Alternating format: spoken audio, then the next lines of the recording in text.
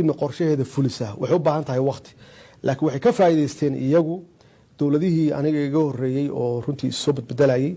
oo runtii khilaafaadka u hareeyay oo sanad walbaba la keenay barnaamij cusub iyo dowlad cusub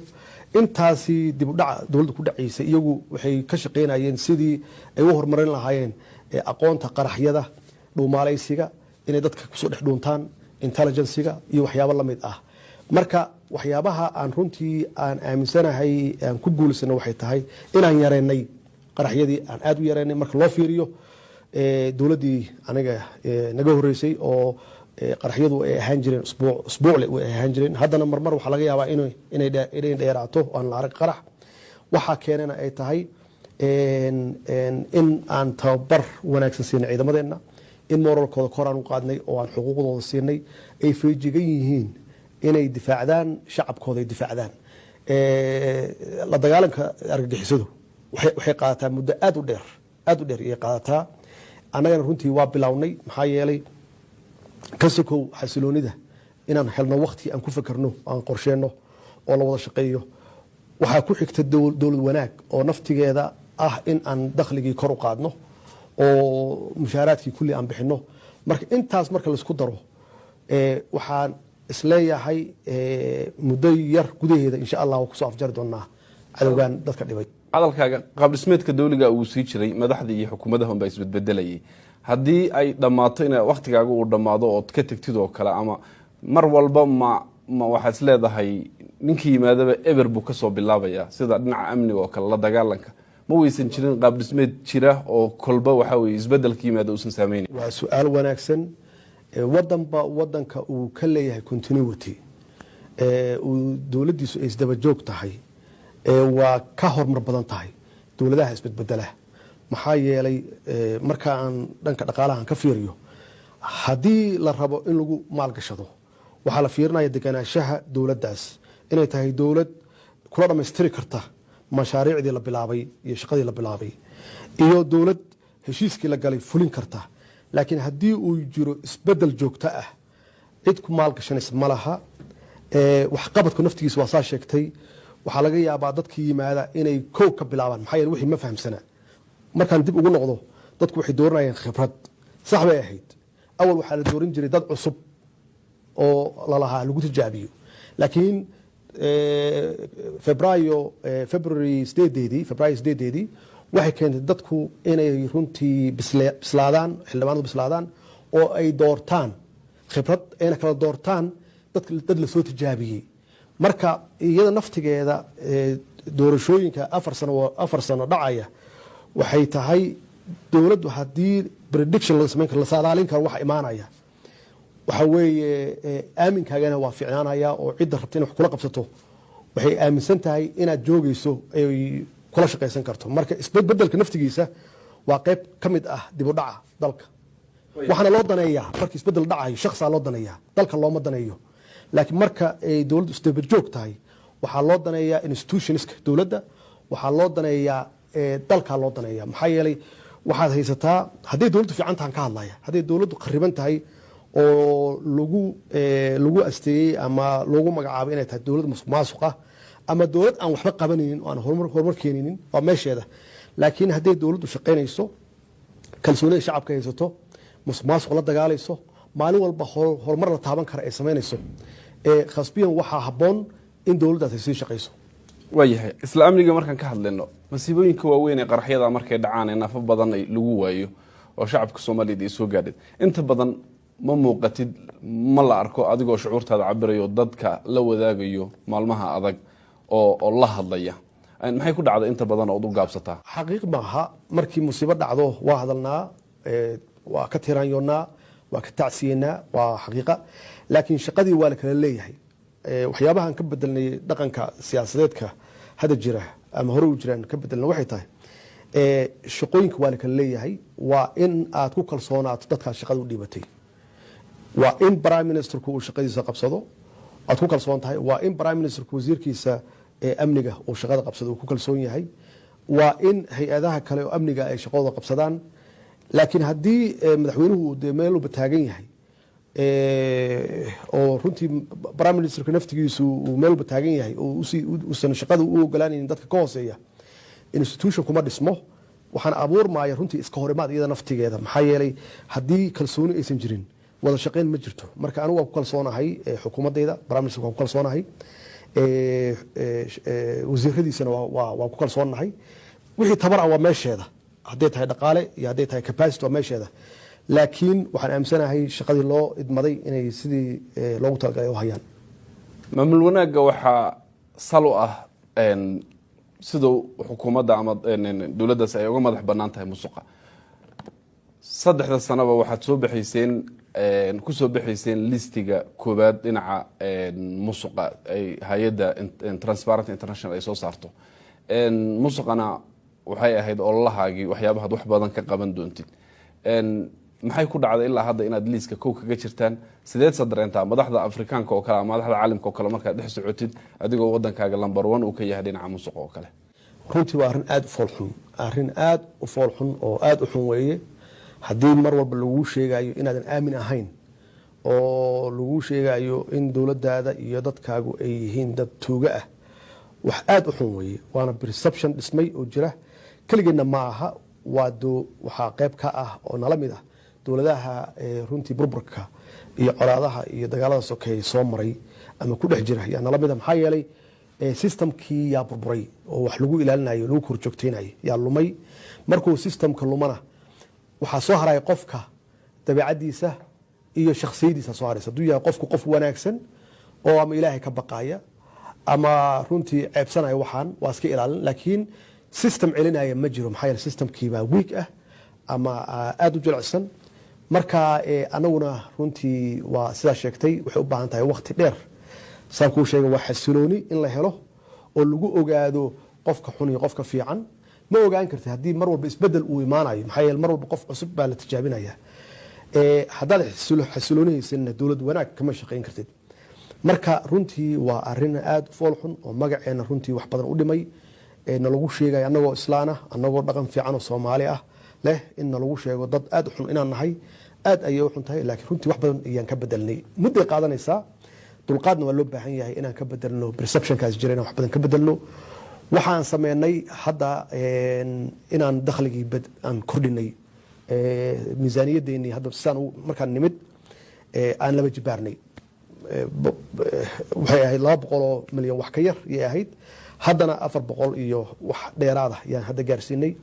labo waxaan xakameynay kharashaadka sidii loo bixin lahaa iyo qaabka lagu bixin lahaa inay tahay qaab budgetka ama miisaaniyadda ku jirta aysan ahayn qofka wuxuu ku riyoonayo uu kusoo kaco subaxdii wuxuu rabo ka sameynayo taasna runtii waxa ay noo suurto gashay in aan hay-adaha dowladda aan reform ku sameyno marka la fiiriyo dhanka amniga kow marka la fiiriyo oo aan xaqiijinay askariga ama sarkaalka inuu yahay sarkaal dhab ah ama askari dhab ah oo howlgallada diyaar u ah inuu galo uusan ahayn ghost soldier ama waxaan jirin oo number leh oo dad ay been ku qaataan waxaan keenay biometric oo la sameyn waayey 10 sano iyo wax ka badan yaan dhaqan gelinay waa run oo culays badan baa nooga yimid laakiin waa ku adkeenay in askari walba si uu xuquuqdiisa u helo inuu maro biometric oo la registereeyo oo loo sameeyo record ama file loo sameeyo annagu intaan iman ka hor hal askari oo file leh ma jirin oo meel loo raac leh ma jirin ilaa failku waxa ku jira qofka informationkiisa ku jira masuulkiisa ku jira meesha uu ka yimid baa ku jirta waxa ku jira shahaadooyinkiisa ku jira dalacsantiisa ku jirta disciplinekiisa ku jira hadee dowladan oo askartooda janan laga bilaabo ilaa askari ugu hooseeya aan lahayn gal file yaan ugu nimid annaga haddana runtii waa dhamaystirnay inaan gal file u sameyno oo askari walba uu xuquuqdiisa helo waxay keentay marka taasi in askartii iyo ciidamadii guud ahaan moralkooda kor u qaadno ay awood u yeeshaan inay wajahaan ama la dagaalamaan cadowga Soomaaliya muddada dheer soo dhibayay ama dhibaatada ku hayay haddana waxaa muuqata runtii guulo iyo saarsaan fiican oo aan rajeynayno inaan dalka uga sifeeno shabaab insha Allah intaas waxaa dheer mushaaraadka aan bixinay oo ku guulaysanay 3 sano la soo dhaafay iyada naftigeeda waa qayb ka mid ah la dagaalanka musuqmaasuqa iyo dowlad wanaag waana hor u dhicin 3 sano oo consecutive ah oo joogto ah horay uma dhicin oo la siiyo mushaaraadkooda ciidamada iyo shaqaalaha rayidka ah. taasna waxaa noo qiray iyada naftigeeda, waxaa noo qiray hay-adaha caalamiga ah ee dhaqaalaha yaa noo qiray in dowladdan ay tahay dowlad hufan oo la aamini karo. taasaa waxay keentay marka in deen cafis u yimaado,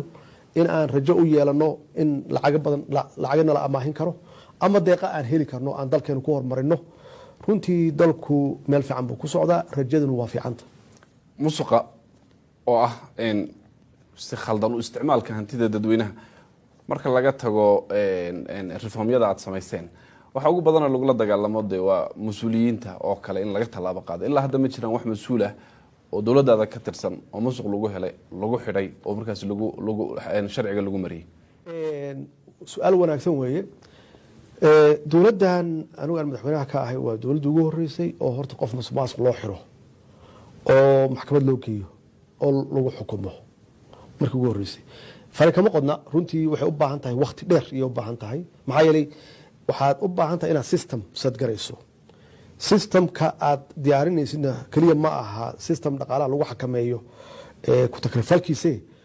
waxa weeye xeer ilaaliyaasha, CID-da, maxkamadaha, waxaasoo idil. waxayna u baahan tahay waqti lagu dhiso institutionska. anagu runtii daacad waa naga tahay in dalka musuqmaasuqa aan ka tirtirno oo aan la dagaalano, daacad waa naga tahay. laakiin meesha waxaa taala tabar yaa jirta. dadkii waxaa la rabaa in capacitigoodii iyo aqoontoodii la kobciyo. waxaa loo baahan yahay wacyigoodii kor in loo qaado oo la tuso. haddaadan ilaahay ka baqin waxaad aadaysaa xabsi. musuqmaasuq waa wax xun oo dadka wacyigoodii aan kor u qaadno, culammadu iyagoo naftooda qayb ka qaataan in hantida dadka ka dhexaysa isticmaalka shaksi u isticmaalayo si aan wanaagsanayn oo ku takrifala inay tahay dembiyada ilaahay uusan cafin oo qofku uu cadaab ku galo. maxaa yeelay qof markii aad shaksi ah wax ka qaadato waa oran kartaa cafi, laakiin ummad aan dhalan, ummad indhala, ummad dhagala, ummad curyaamiina, nooc walba leh aad ka qaadatay oo milyanis ah yaad weydiistaa cafis. marka runtii waxaasoo dhan waxay u baahan tahay wacyigelin dhan walbaba ah, dhankeenna iyo dhanka culummada iyo bulshada naftigooda inay fahmaan si dowlad wanaagsan oo horumarsan loo helo, in hantida ummadda ka dhexaysa oo loogu talagalay in dalka wax lagu qabto aysan gelin shaksi jeebkiisa. waayahay, dhinaca kale aan u leexano. 3 sano ee joogtay waxa weeye kursiga ugu sarreeya ee dalka Soomaaliya, maamul goboleedyadii oo dhan waxaa muuqata inaad maamul goboleedyadii qaar inaad isku dhacdeen. waxaa hadda jirta in dowlad goboleedka Puntland ay maamulkeeda ku baaqeen in 15 bisha foodo inugu sahaysay March ay yeelanayaan shir ay ayahooda ka tashanayaan, yani xiriirka dowladda federaalka iyo dowlad goboleedkaasi Puntland. maxaad isleedahay kala fogaanta way keenaysaa? horta xisaabta in lagu daraa la rabaa. dalku muddo dheer iyo dhib ku jiray, dalku waa kala furtay, dadku waa kala irdhoobeen. annagoo sidaas ah yaa waxaa la keenay systemkan federaalka ah oo dastuuri ah oo aan u wada dhaaranay. aqoon badanna dadku uma laha, mana fahamsana waxa uu federaal yahay. marka taas horta naftigeeda waa cilad faham la-aanta waxa federaalku yahay. 2 dowlad goboleedyadaad soo qaaday ma aha cilad dowladdan kaliya haysata, waa cilad soo taxnayd oo caqabado soo taxnaa oo aniga iga horeeya weeye. waxaana qayb ka ah may laga yaabo qaab dhismeedkii lagu dhisay inay ahayd oo inta badan dowlada shisheeye ay gacmo ku lahaayeen ama saameyn ku lahaayeen. taas waxay keentay marka dowlad goboleedyadii inay u arkaan inay yihiin dad madax bannaan oo ka madax bannaan dowladdii dhexe ama dowladdii federaal ka madax bannaan, bacdamaa xiriirye la leeyihiin shisheeyahaasna runtii uu naga dhexeeyo tartan iyo siyaalo kale aan dhibaato noo dhex mari karto. marka waxay ka noqdeen qaar ka mid a dowlad goboleedyadaas qayb isfaham la-aanta dowlada shisheeye naga dhexeeya inay qayb ka noqdaan oo naloo soo isticmaalo. markii la waayey in dowladda dhexdeedii ama dowladda federaalkii laga waayey caqabado iyo iska horimaad iyo khilaaf laga waayey, in iyagii naloo soo dhex maro oo naloo adeegsado dowladaha shisheeye oo aan ishayno nasiib daro wayna dhacday dhowr jeer iyo dhacday aniga keligeena ma aha dowladdan wax dhib haysta keliya ma aha waa wax naga horreeye weeye oo maalan doorashadii hadda hore ee lasoo dhaafay in qaarkood looga yeeray dowladaha shisheeye looga yeeray oo dhaqaal lagu soo siiyey inay soo saaraan dad gaar ah soo saaraan oo ahayd wax muuqda oo aan qarsoodi ahayn anigu markaan imid khilaafkii ka dhex dhacay dowladaha khaliijka annaga dhexdhexaadkan ka noqonay in qaarkood loo yeeray oo dowlado kale u yeerteen oo nalaga hor keenay qaarkoodna ay caddeeyeen runtii inay shaxaad tageen oo dhaqaale raadsadeen markay yimaadeen problemi ee nagu bilaabatay ay samaysteen maxaanku yiraahdaa urur gaar ah ay uga hor imaanayaan ama ay ku curyaaminayaan habsami u socodka dowladnimadeena iyo federal systemka wayna caddeed wax kalena ma aha waa sida ay u fahamsan yihiin federaalka yaa khaldan maxaa yeele dowladda dhexe waxay leedahay 4 awoodood aan la wadaagin difaacay leedahay maamulka dhaqaalaha iyo xakameynta policy loo dejinayo monetary systemka iyo leedahay dhaqaalaha immigrationka leedahay xuduudaha iyo leedahay maxaa la yiraahdaa arrimaha dibaddana waa leedahay marka iyaguna intaas iyay runtii toos ay maxaan ku raahdaa u fargashadaan oo uga shaqeeyaan qaarkood xitaa waxaa la lahaa lacagahay daabacdaan yaa la lahaa qaarkood dowladaha shisheeye aadaan oo runtii u tagaan oo heshiisya la soo saxiixdaan ama soo arkaan oo kala soo hadlaan arrimaha dowlad goboleedyada iyo dowladahaas kale inkastoo aan ka shaqeynay inaan xakameyno oo aan soo afjarno weli faragelintii way jirtaa oo waana loo soo isticmaalaa oo waa lagu dhex jira aad baa lagu dhex jiraa hadda arrinta puntland oo kale waxaa sii xumaysay go-aanka waxaa weeye wasaaradda waxbarashada ee dowladdaada ay ka qaadatay shahaadooyinka imtixaanka dugsiyada imtixaanka shahaadiga ah ma is leedahay xurguf siyaasadeed oo u dhexaysa mas-uuliyiin ayay waxay ku waayayaan mustaqbalkii ardada reer puntland oo adiga aad madaxweynaha xataa u tahay waa su-aal wanaagsan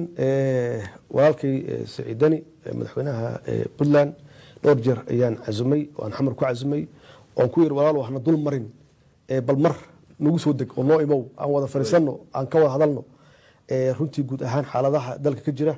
ay ka mid tahay arrintaas ilaa haddana uma suurtoobin oo weli wuxuu ku jiraa safaro dowladahaas dariska ah ama meelo fog waxaan jeclaan lahaa inuu noo yimaado oo aan wada fariisano anuu 2 jeer baan tegey maxaan ku raahdaa puntland tegey runtii dadkana intuu joogay 2 jeer baan tegey dadkuna si sharaf leh oo wanaagsan runtii isu dhaweeyeen oo waa dad runtii dowladnimada jecel waa dad systemka federaalka ah runtii aad iyo aad u jecel oo dee waxay sheegaan inay yihiin hooyadii federaalka oo ay ahayd inay hormood u noqdaan runtii ka shaqeynta iyo wada shaqeynta dowladda dhexe iyo dowladaha xubnaha ka ah federaalka waa dad runtii aad iyo aad u wanaagsan isagana waxaan rabay runtii inuu dadka dhageysto rabitaankooda iyo waxay jecel yihiin oo ah in dalka midnimadiisa la xoojiyo wada shaqeynta madaxda ay wanaagsanaato si dalkani uu u yeesho horumar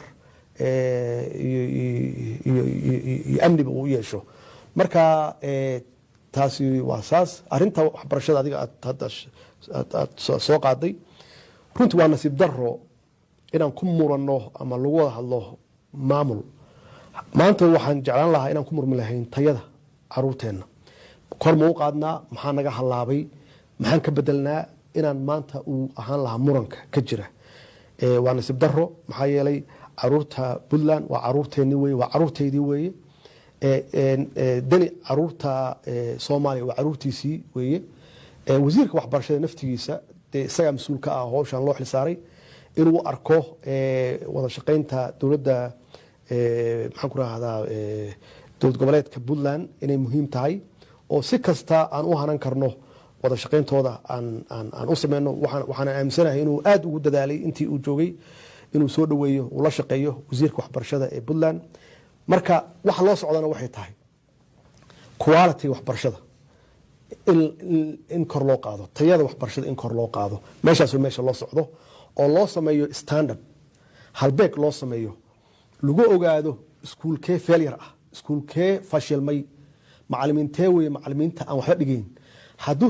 halbeeg uusan jirin ama standard uusan jirin lama ogaan karo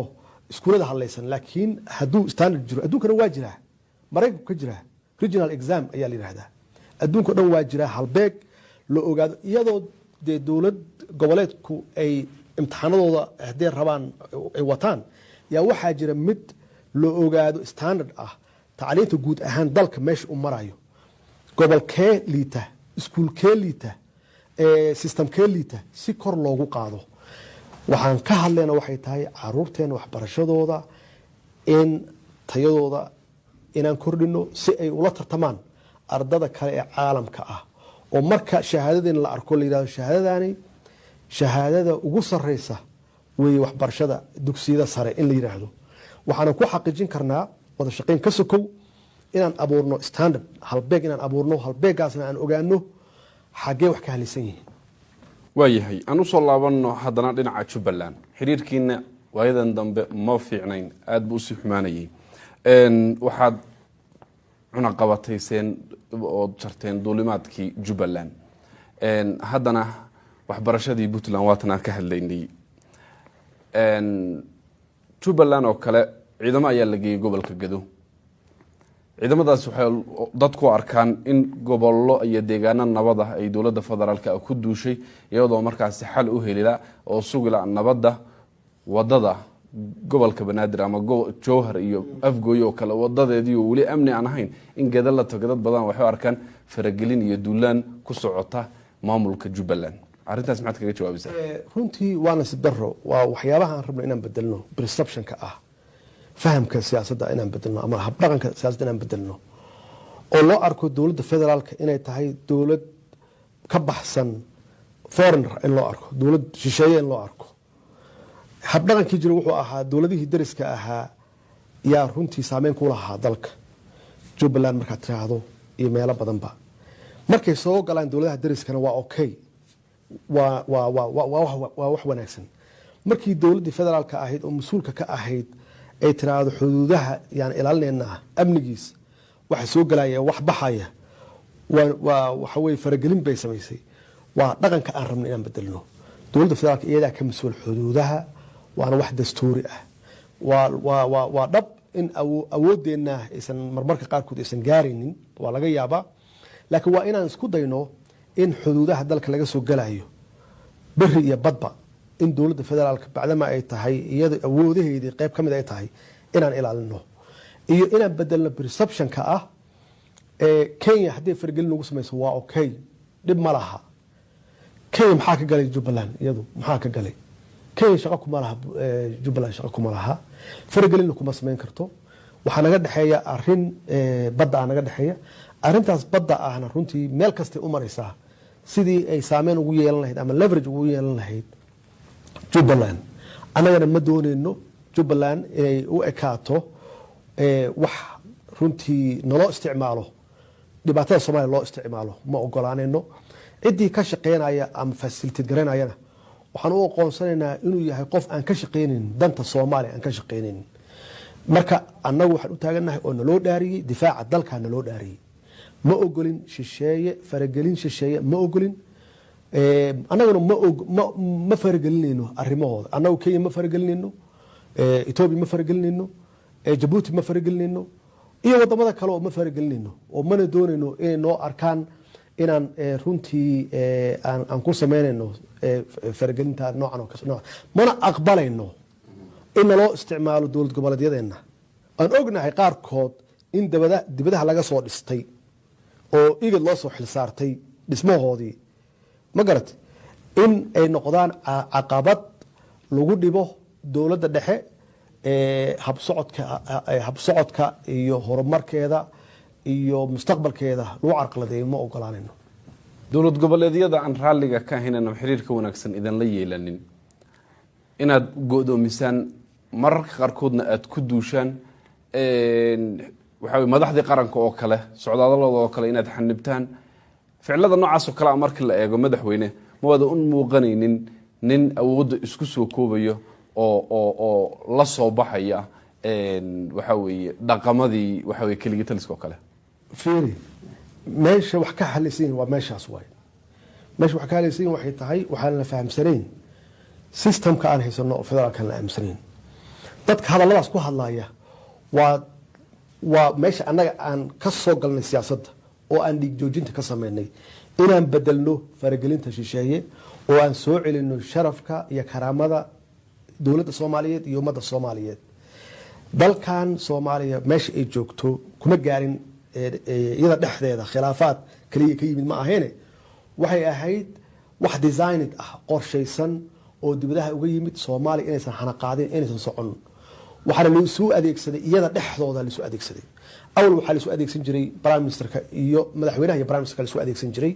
oo mar walba laga abuuri jiray khilaafaad anagu waa fahamnay khibradeena waxayna fahamsiisay in dowladda dhexe ay isku duubnaato meelna aan laga soo gelin si dalkaani uu u hana qaado uu u socdo oo aan uga leexno jidadkii hore loo qaadi jiray oo khaldanaa markii taas aan ku guuleysanay yaa waxaa nalooga dhigay caqabad dowlad goboleedyadii caqabad nalooga dhigay qaarkood nalooga dhigay marka laga hadlayo dowlad goboleedyada runtii in la isku qaada ma aha kulligood waxaan ka hadlayna waxa weeye waa hal wey laga yaabaa haddii u badato waa laba laga yaabaa inkastoo dee weli Jubbaland ay muran taagan tahay oo electionkii dhacay annagu aan aqoonsan aanan waxba kama jiraan wey marka macquul ma aha in la yiraahdo dowladda dhexe waa inay maxaan ku raahdaa siyaasadeedu ay xaliso problemyada dhan wax dhici kara ma way jiraysaa hal ama labo ka arki duwan waa jiraysaa oo adduunka ka jirta halka ka jirta Ethiopia ka jirta Kenya ka jirta Mareykanka hadda arkaysaan impeachmentiga ka socda waxaan arkaynaa hadda Ingiriiska wixii ka socday way imaanaysaa kala arki duwanaansho dhanka siyaasadda ah laakiin macnaheedu ma aha burbur ma aha iyo in loo arko in la kala tagayo ma aha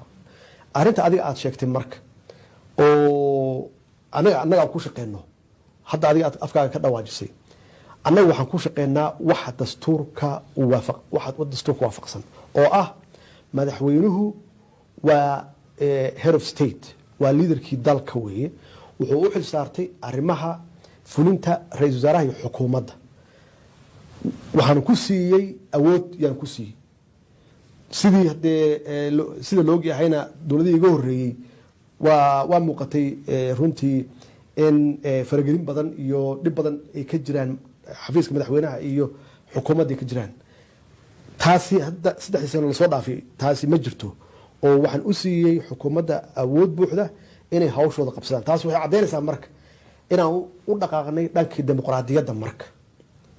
kala talis ma dhankii dimuqraadiyadda ilaalinta dastuurka iyo sharciga cid walba inay hawsheeda qabsato anigu se aan gadaal ka taagnaado oo aan talada bixiyo wixii khaldanna aan saxo waxa soo hartay arrimaha dowlad goboleedyada waxaan ugu socday muddo dheer fargelin haddana waan ugu socotaa dowladaha dariska qaarkood waxay nagu hayaan Kenya ay koow ka tahay fargelin iyo nagu haysaa taasi shaki kuma jiro oo waxay rabtaa leverage inay ku yeelto Soomaaliya ha ahaato arrimaha badda xuduudda badda isku haysan oo hadda maxkamadda taala warqadan u qornay aan leenahay naga joojiye fargelinta aan nagu haysaan Ethiopia waxa naga dhaxeeya wada shaqayn fiican oo waxay joojisay dhaqankeedii hore oo ahayd inay u yeerato dowlad goboleedyada inay la shirto inay kala macaamisho waxyaabihii anaga nagala macaamil lahayd oo way joojisay xaqiiqatan Kenya waxaan runtii aan faraynaa ama aan fartiin u direynaa inay joojiso fargelinta maxaa yeelay ma ogolaanayno anagu ma rabnaan fargelino arrimaheeda gudaha iyaduna arrimaha Jubbaland iyo arrimaha Soomaaliyana ma ka ogolaanayno inay fargeliso waxaan rabnaa inaan yeelano calaaqaad ku dhisan is-ixtiraam iyo wada shaqayn laakiin iysan ma ogolaanayno inay noqoto hal dhinac oo kaliya marka waxaan diidnay wax kale meeshan ma yaalaan waxaan diidnay inaan ku shaqeyno wax ka baxsan dastuurka yaan diidnay dowlad goboleedku wuxuu siinayaa awood yuu siinayaa oo iyagu ay leeyihiin dowladda dhexena waxay leedahay awood gaar ay leedahay waxaa jira awoodo noo dhexeeya aan wada leenahay xuduudaha annaga iskale hadday tahay cirka hadday tahay dhulka wax una qabateen la yidhahda ma jiraan waa inaan ogaano waxa soo galaya dalkeena soo galaya inaan ogaano oo meeshii immigration uu joogo haddii marka maamulkii uu yiraahdo immigrationka ma rabo ma soo galayaan oo ma imaanayaan wixii dowladdu ay lahaydna ma ogolaanayno oo waa iska celinayna khasbiyan marka waa inaan helno some mechanism qaab farsamo inaan helno aan ku xaqiiqsano waxa soo galaya iyo wax ka baxaya inaan ogaano dowladani runtii waxay ka shaqaysay inay soo celiso sharafka iyo karaamada ummadda Soomaaliyeed iyo ka shaqaysay waxaan horumarinay wada shaqaynta dowladaha shisheeye aan leenahay waa jiri karaan dowladda aanan runtii wada shaqayn fiican in naga dhexin waa jiri karaan ay Kenya ka mid tahay waayahay dowlad goboleedyadii aan waxa weeye idin hoggaansamin oo kale hadda Jubbaland oo kale doorashadii maamulka halka ka jira ma aqoonsanidin halka muxuu noqonayaa in ciidan la dulgeeyo oo la weeraro haddii wax kale la waayo arrimaha xuduudaha aad sheegtay waxay ahayd arrimahan ka soo daahnay ay ahayd dowladda dhexe inay qabato maxaa yeelay waa meesha wax ka soo galayaan iyo meesha wax ka baxayaan wey waana wax runtii dastuuriyan ah waa awoodaha dowladda federaalka ee leedahay ma aha wax cusub aan ku dayeyna ma aha marka waxaa loo baahan yahay in la fahmo arinta Jubbaland waa arin qadiyad bad ah wey fiiri in la fahmaa la rabaa iyo inay dowladda Kenya ay Soomaaliya ku yeelato leverage wax la yiraahdo saameyn inay ku yeelato markii ay hesho meel ay naga gacmo maroojiso inaan iraahno waayahay arrimaha badda ka wada hadalno taasna aniga ma aha wax awoodidaan leeyahay baddaas iyo kheyraadka ku jira waxaa iska leh ilmo Soomaaliyeed oo aan hadda dhalan yaa leh anigu cidna ma siin karo cidna kalama xaali karo arintaas maxkamadeed taala maxkamadaas yaan ku go'naa wixii ka soo baxa Kenya uma isticmaali karto arrimaha badda arrimo siyaasadeed ee gudaha waana taasna waa runtii waa wax nasiib darro ah waayahay doorasho ayaa dalka ka dhici doonto doorasho hal qof iyo hal cod ah sanad ayaa idin dhiman waxaad ku soo moodeen adiga iyo xukuumaddaadii ra'iisul wasaarahaaga inaad soo wada shaqayseen oo xasilooni siyaasadeed inaad gaadheen doorashadan adi ahaan mis soo sharaxi doontaa xagga xukuumadda ra'iisul wasaarahaaga oo kalena ma noqon doontaan waxa weeye sida hadda tiim u tihiin inaad tiim uga soo wada qayb gashaan doorashada soo socota runtii waxaan bogaadinayaa aan u hambaleynayaa aqalka labada aqal golaha shacabka iyo aqalka sare sida ay u soo ansixiyeen ama ay u soo gudbiyeen sharcigan runtii sharcigan waa sharci taariikhi ah oo ka muddo 50 sano ka badan ay ahayd markii ugu horeysay noqon doonto markii ugu horeysay shacabka Soomaaliyeed ay u dareeraan sijooyinka ay u dareeraan oo qof walba uu codkiisa siiyo xisbiga uu rabo inuu isleeyahay dalkan waa badbaadin karaa ama shakhsiyaadka ay rabaan ay u arkaan dalkan inuu maslaxadiisa iyo dantiisa uu ka shaqeynayo waxa weeye waa awood usoo korortay shacabka Soomaaliyeed oo muddo dheer laga hayay weeye waan ku faraxsanahay anigu inaan taariikhdan aan qayb ka ahay ama aan hadda u ahay madaxweyne hoggaan u ahay inaan gaarsiino shacabka Soomaaliyeed qof iyo cod dastuurka ku taala waa wax dastuuri ah waxaan ka talaabsanayna ma aha runtii 2017 electionkii ahaa ergooyinka ma ahayn wax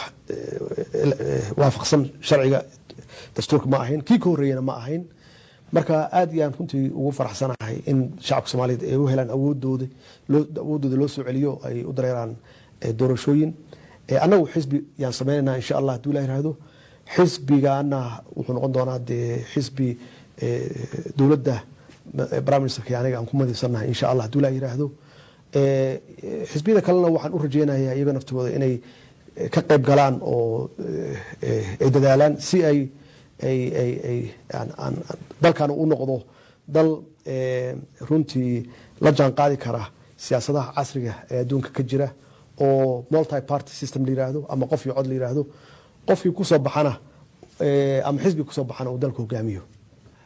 dhinaca kale haddaan ka eegno dhowaantan waxaad saxiixday intaadan magaalada Addis Ababa shir madaxeedkan aad ka soo qaybgelin sharcigii qodista shidaalka ama batroolka oo soo saxiixday maxaa kugu dadajiyay iyadoo institutionadii dalkaba aysan dhisnayn dowladii lagu adag aysan ku taagnayn inaad heshiiskaas soo saxiixdo heshiiskani wax muddo dheer yuu soo socday waxaan la rabaa waxa in la bilaabo wax walba waxaan la rabaa meel inay ka bilaabato anagu marka waa bilaawgii weeye hawshan umana deynayno dad dambe inay ka shaqeeyaan maxaa yeelay annaga hadda joogna oo sharcigan ay tahay inaan aan xoogga saarno inuu lasoo ansixiyo oo anigu ansixiixo shaqo badan yuuse u baahan yahay. batroolka ma aha wax hadda la qodayo ama biri la qodayo ma aha, waa muddo dheer yuu u baahan yahay. tan waa bilow, marka insha allah waxaan rajaynaynaa hadduu ilaah yiraahdo in inta harsanna la dhammaystiro hadduu mustaqbalka waayahay. dhinaca gobolkan u imaano, markii labaad ayuu ahaa markii saddexda hogaamiye ee adiga ra-iisul wasaaraha jamhuuriyadda dimuqraadiga federaalka Itoobiya Abiy Ahmed iyo Isaas Aforke madaxweynaha Eritrea aad kulantaan. Asmara ayaa kulankiina ugu dambeeyay ahaa. waxaad January 2018 waxaad gaarteen waxa heshiis saddex geesood ah. ma isleedahay waxay ka xanaajinaysaa madaxda kale iyo gobolkan wax ka sokeeya igad inaad aasaasaysan ma loo qaadan karaa? waa su'aal wanaagsan. hadda kulankeena hadda ugu dambeeyay oo aan ku qabanay meesha Asmara la yiraahdo, runtii wuxuu ahaa kulan aan aad wax badan aan isla jexjeexnay. waxaa ka mid ahaa in dowladda Djibouti la soo geliyo hawshan oo aan looga maarmin. anigana aad iyo aad hawshaasi uga shaqeeyey oo uga hadlay in loo baahan yahay dowladda Djibouti inay qayb ka tahay. annagu haddii aan qayb kasii ahaanayno, maxaa yeelay Djibouti waa dowlad walaalaheena ah, runtiina aan u baahannahay in ay muuqato inay doorkeeda u muuqdo ee geeska Afrika. waayahay, waxaa taagan muran u dhexeeya labada dowladood ee Djibouti iyo Kenya ee ku aadan hanashada kursiga ama xubinta aan joogtada ahayn golaha ammaanka ee qaramada midoobay. labada dalba waxay sheeganayaan abaal inay ku leeyihiin aasaasidii dowladan shirarkii dib u heshiisiinta ee markaasi dhacayay. labadoodaba ciidamo ayaa ka jooga Amazon. haddii kursigaasi iminka u muuqdo in African Unionka ay la rabaan Kenya, Djibouti ay ku doodayso in ugu yaraan 2 jeer ee Kenya hore u qaadatay kagana dambeysay, mowqifkiina xaguu noqonaya? su-aashan waa su-aal aada sahal u ah. Djibouti waa dad waalehnaa, kursigoodana waa kursigeena weeye, codkoodana waa codkeena. hadda African Security Councilka, Peace and Security Councilka, waxay ahayd annaga iyaga inaan ku tartanno. Ethiopia iyo Sudan ay tartamaan. Sudan iyo Ethiopia waa tartameen, Ethiopia heshay, Sudan baana haysay. marka waxaa la sugaya annaga iyo Djibouti inaan tartanno. haddaba walaalaheenoo kursiga noogu fadhiyaan waa kursigan ku fadhino, waxaan ku tartanno meesha ma yaalaan, iyagaa noogu fadhiya oo hadda bishan chairka ka ah Peace and Security Council. kaasna waa la mid inta ay taagan yihiin oo ay tartamayaan. haddii su-aal la isweydiiye ma ah, waa kursi annagu naftigeena meesha aan ku leenahay oo danaha Soomaaliya aan lagu dhibaateynin. waayahay, su-aasheeda ugu dambeeyo, deegaanka Soomaalida ee dalkan Itoobiya waxaad leedihiin xadka ugu dheer. weli ma sidoo aragtaa isbedelka ka dhacay hadda maamulka cusub uu ku yimid? ma rajaynaysaa inaad jigjiga imaatid? madaxweynaha deegaanka Soomaalida Mustafa Maxamed Cumar ma is aragteen intuu xilka hayay? ma wada hadasheen arrimaha? Mustafa waa wada hadalnay, waan is aragnay intuu xilka hayay. runtii shaqo fiicanna waa hayaa oo runtii isu soo dhaweynaya Ethiopia iyo Soomaaliya isu soo dhaweynaya. toos wada shaqeyn noogama dhaxayso oo waxaa toos nooga dhaxaysa wada shaqeyn dowladda federaalka ah halkan Addis Ababa ka talisa. laakiin waxaan aaminsanahay runtii inuu ka shaqeynayo shaqo wanaagsan hayo sidii uu isugu soo dhaweyn lahaa xiriirka Soomaaliya iyo Ethiopia. aad buu u mahadsan yahay madaxweyne Maxamed Cabdullaahi Farmaajo, madaxweynaha dowladda federaalka Soomaaliya, oo fursad noo siiyay inaan wareysiga nooga qaadno magaalada Addis Ababa ee xarunta Jamhuuriyadda Dimuqraadiga Federaalka Itoobiya. intaan wareysi ama barnaamijkan lamid isaga imaan doono waa Ismaaciil Ibrahim Buurgaaba iyo Bahda University Federaalka Soomaaliya oo fursad noo siiyay inaan wareysiga nooga qaadno magaalada Addis Ababa ee xarunta Jamhuuriyadda Dimuqraadiga Federaalka Itoobiya.